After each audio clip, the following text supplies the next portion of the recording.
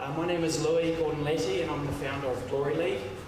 The reason why I started the company is because I've played basketball all my life and I've felt as though outside of the game there's been nothing to really transition the sort of great moments that I experienced during the game into the rest of my life. And I feel like in the world at the moment there's a massive wave in front of us or behind us, which is the automated collection and relivability of the moments of meaning for us in our lives. You know, personally with basketball, I experienced the moments for me were during the game.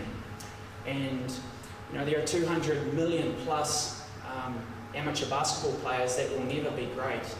And I just go completely underrepresented in terms of the experiences that they have. So I started Glory League to try and give these everyday players an NBA-like experience. And for the last 2 years, that's been my life. We started by just collecting score sheets after games and totaling them and sending people emails after the game. And getting feedback from people around the stats that we were giving them, and quite quickly we realised that the game video was going to be the thing that was going to be most meaningful to people. And so our dedication for the last 2 years has been to try and automate the collection and delivery of these moments back to people in a highly meaningful way. So as soon as the game's over, everyone that's participated in the game receives an email that has a link through to their updated Glory League portal that has their stats, their shot charts, leaderboards, infographics, digital basketball cards, their most recent achievements, and their glory dollars as they go up and accrue throughout the game. The game video is part of it, is part of the experience that we've really focused on trying to replicate what an NBA camera person would do given the position of players and objects on the court. So instead of having a full court field of view where people look like ants running around, it really follows the game and it immerses you in that experience. And that was one of the many features that we're bringing to Glory League over the next couple of months that make it more and more NBA-like. So next in line we have virtual commentary. We have a Fox Sports commentator who's recording 100 snippets a week that people can tag to their events. We're going to have virtual crowds so that your local court feels like Madison Square Garden. We're going to have these things that just make you feel like an absolute boss. So here's a little snippet of inside the game video. This is actually me on Tuesday night, scoring a layup. It's the sort of thing that I just watch over and over again. You can see it's on loop mode. The way that the system works is there's a person on the sideline with an iPad who is scoring the game, and there's a scoreboard and a venue-mounted court camera, which come as part of our NBA in a box that a basketball provider can purchase and install themselves and make the courts NBA ready. Part of the next phase for Glory League is to focus on profile and identity so that every player's team feels like an NBA team. So we're collecting and building a catalogue of thousands of logos so that one would be appropriate for the persona of your team. Here is just some more examples of some of the stats and some of the other things that come through. That's me. Yeah. Good game.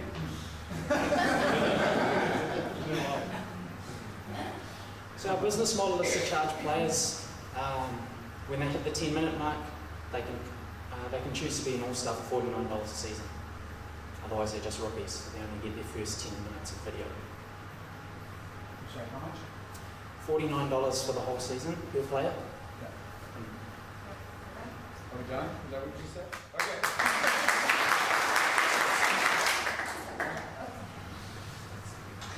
So it's Lewis, right? Yes. Yep. So Lewis, Great to see you here. As you might guess, I also played basketball. And as you might guess, I never made it to the NBA. So I feel your pain. I feel your pain.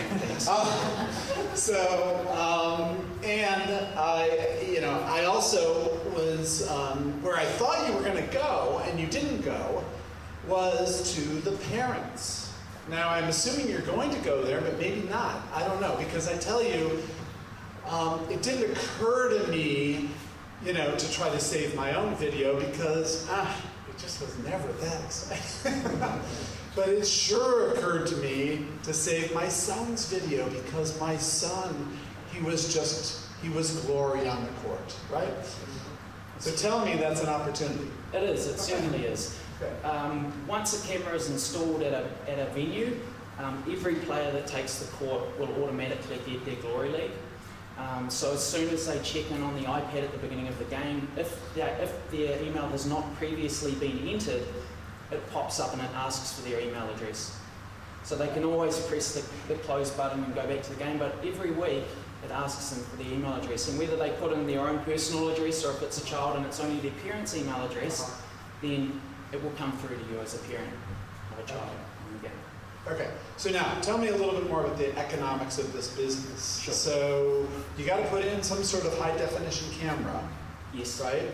So what's it cost to get it going, and then the economics and the margin? Sounds like there's a labor effort here that's a little bit scary. There is. So there's a little bit of friction at the onboard process at the moment, but it's something that we feel like we can effectively tackle in a outside of the box kind of way.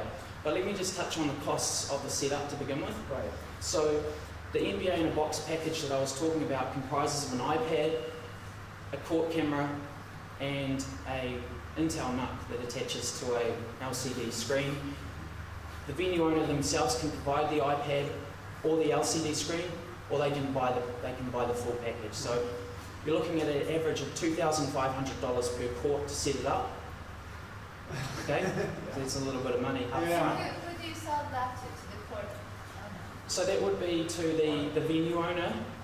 In some scenarios, for instance, in our first US customer, Sports House in the Valley, they are a multi-sport park and rec style venue. So they pay for the $3,500 court setup, but it enables them to charge an extra $15 per player per season because the experience is so much more enhanced. They can bump their costs. So the payback period is very, very short for a venue that decides to purchase this for themselves. Okay, so you're selling the solution to the venue owner. To the venue owner. And Yes. then you are also separately for individuals to get on this, or is it the venue owner that has it as part of their offering to the It becomes players? part of their inbuilt basketball offering. So all of their leagues then run Glory League. So there's a league administration component to Glory League where the leagues and the teams and the players are entered with their email addresses and all of that sort of stuff. And then on game night they come up, the games come up on the tablet and you choose the game that's playing and the players are all preloaded. They just have the cheat playing on the side of it. So I have a lot of questions, but yeah. And you're thinking add-on sales and different kind of things to this as well for each. I mean, Sorry, what was it? add-on sales. So Certainly. So kind of connecting all this, but there are several things. Is scale. How do you scale this without this killing you cost-wise? Because it's a lot of stuff you need to bring to this each court. And I'm guessing that basketball groups or venues don't really, it's not that much money in the businesses. Usually it's like, you get in there for free, or you get. I don't really know because I don't have that. But I'm just thinking, how do you scale this? How do you scale this to become a huge company? What are your so the what's your outside of the strategy? box thing that I was talking that I was referring to before is about the power and the frequency of the events that are automatically collected and served back to players. So on an average Glory League court here in New Zealand, there is 30 games per week.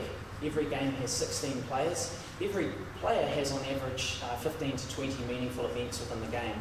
That's 10,000 meaningful events for brands to own and to create an individual connection with a person. So that's 250,000 personal events per court per annum. So we would seek to partner with an organisation like Nike or Gatorade or Adidas or whoever it was that really wanted to pay the most for that connection with these players. On 100 courts in New Zealand, that's 500 million meaningful events. And these events are some of the most important events in people's lives. Yeah, okay. Well, I mean, the hard part for us is it would have helped a lot to get a real demo. Yep. I mean, and I know it's always risky to do video demos in a pitched context. They can be recorded. But I was hoping, so I had I actually had something of a sense of where you were going, but I was assuming that there's some machine intelligence in here. Yes, You didn't talk about that you're going to help me isolate these meaningful events. I mean, you got a whole bunch of video and you have these meaningful events. How do you isolate the meaningful events? So there's a scorer on the sideline that captures all of the point and foul events. Then during the encode process of the game video, we look at the objects and we can detect shots. So we align those events we sort of triangulate the time and the measurement, and people then tag in their rebounds, assists, blocks, steals, and comments on top of the game video. So you just click a button and then you choose what it was and then your name next to it. It's really something that I would probably have to demo to you for you to get the full feeling of it. Okay. So I mean, again, who's the guy on the iPad? Is that not certainly not your employee? It's not our employee. No. But somebody's got to be trained, right? So it replaces their existing score system with an iPad, and then it communicates wirelessly to the scoreboard. To the board. That you saw. Okay. And then, do you have the capability to intelligently zoom on the player? Yes, we do. We follow NBA kind of protocol. So we look at where the game is going. If it's down the centre of the court, we follow it. If the shot goes up, it lifts, comes back down. So it really just follows the game naturally, and it will embody the player of that event always. So the camera that you're using, Yes, that is something that you bought off the shelf. it's something that we buy off the shelf, and That has because it's one camera you're talking about. that's correct. And that is following the players. Not at the point of capture. It captures a full court video, and then when we encode But then it, your technology our is helping technology, to. which is patented technology. Okay, see, I did not get that. I'm sorry, I talked about virtual cameraman. I just thought, okay. I was guessing you had to do it, but you didn't show us. And Right, so I because wasn't we need to sure. understand what is it that's so awesome with this. Yeah. Because there's clearly something that is awesome in this technology, and it's not just, let's set up a camera and let's film this and let's make sure that we track some goals and, stuff like that and people's movements, and then we have an app that will, kind of show you the game. I did not at all get what your technology is in all this, and I think I'd need to know more about that. Sure. And how that is scalable and, going from each single, if going to Bill's point in the beginning, who are those that are really wanting to pay money to see this? And how do we get to them? This is a mass market play, meaning you're gonna spend a lot of money to get to all these, So how do you scale it in a most efficient? So the activation is the hard part here. That's the part where the friction exists. We want to get to the point with a brand that we can go to any court that we want to. It's really easy to sell to venues to say that we want this. It's then when you start talking about the $3,500 activation, that's the problem. We want to be in a position where we have a brand that we go to them with and we say, Right. let's just set you up. Let's just set you up. And that's where I think you would probably benefit from looking at who are the key providers of certain solutions that these people are buying.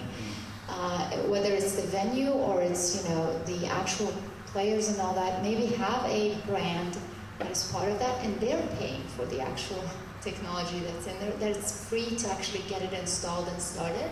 Yeah. If that's not your actual key sale, and then, I wouldn't know. But this is just kind of thinking, how would you get into as many as possible without it being too complicated? And that first step, which is a tough one, Yeah, you have to get someone to actually buy this Yeah. first to set it up. So